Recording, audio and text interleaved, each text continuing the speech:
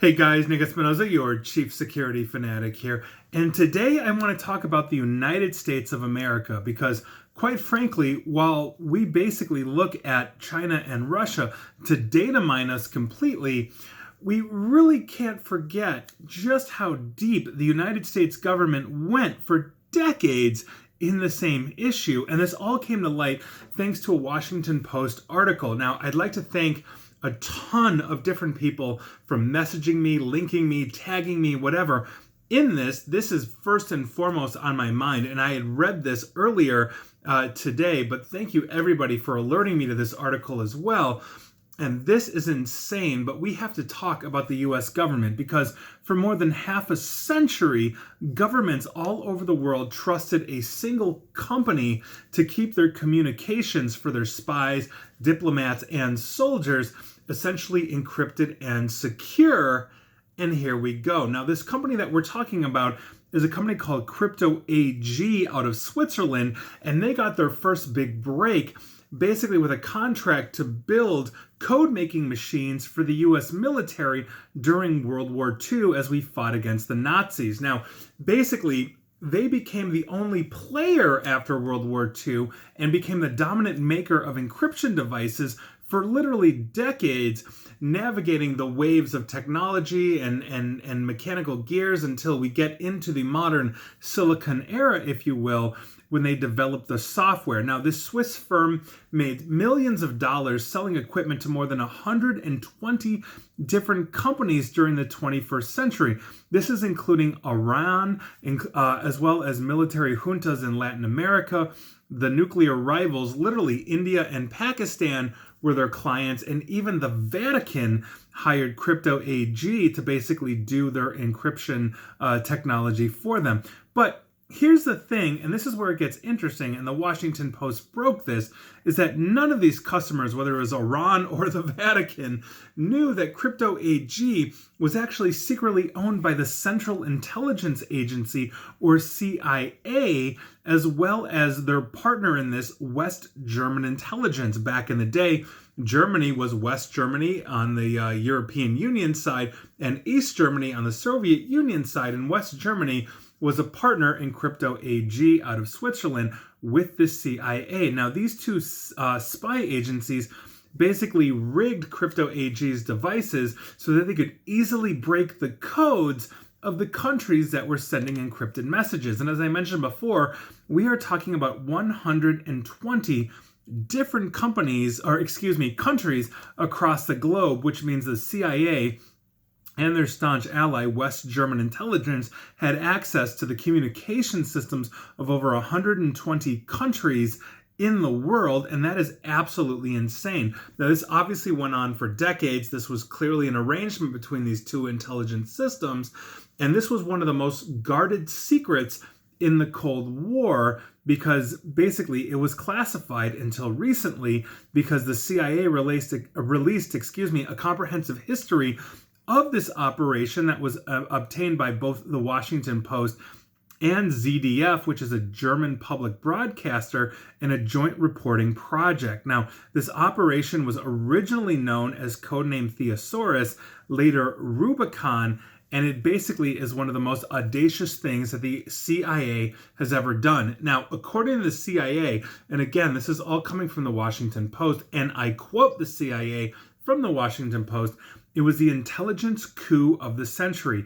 Foreign governments were paying good money to the US and West Germany for the privilege of having their most secret communications read by at least 2 and possibly as many as 5 or 6 foreign countries. And so from 1970 and on, the CIA and the NSA, the National Security Agency in the United States, controlled nearly every aspect of crypto's operations. Again, this is Crypto AG out of Switzerland, basically presiding with their German partners over hiring decisions, designing its technology, sabotaging its algorithms, and directing its sales targets across various countries around the globe. Now, here's what I found really interesting, and to quote the Washington Post article where this comes from, the program had its limits.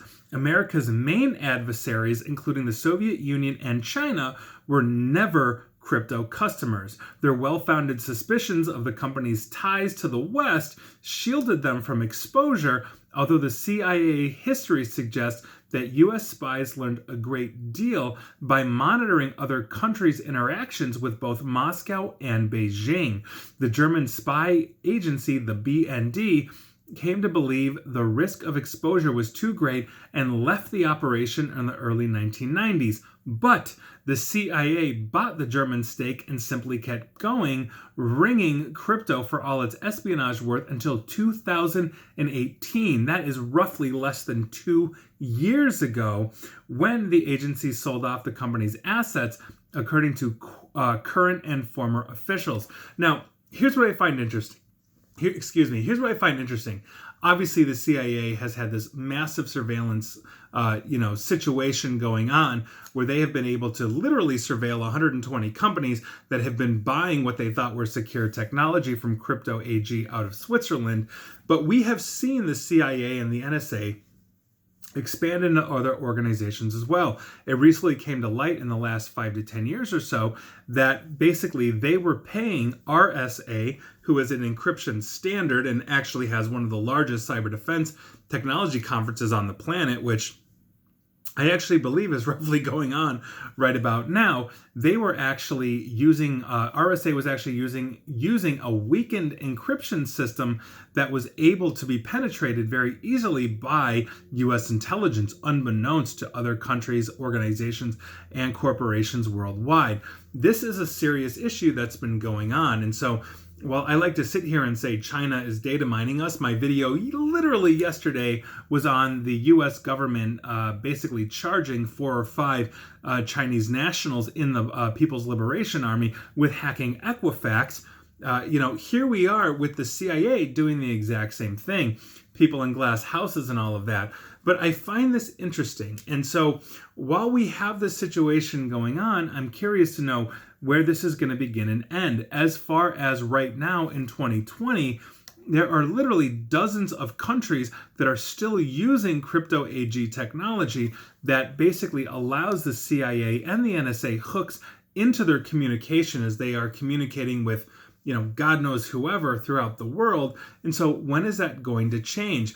We've also seen a lot of U.S. presence recently publicly stating that they need to weaken encryption systems, not just for U.S. citizens, but around the globe to make it easier for law enforcement, both the United States as well as European Union and our Five Eyes allies, basically giving access to consumers as we move messages back and forth. This would give them a leg up on, let's say, looking for that quote-unquote terrorist that is communicating from A to B, whether it's a terrorist or not. Take your pick and all of that. But this is a serious issue that we've got going on here. And I'm very curious to see where this goes on. But this, quite frankly, is a bombshell because for decades, countries, have been spinning up literally intelligence apparatus, basically to collect information on their adversaries, and whether they know it or not, they've been basically running a blind carbon copy to the CIA and the NSA, apparently for decades, and I think there's going to be some massive fallout by virtue of this.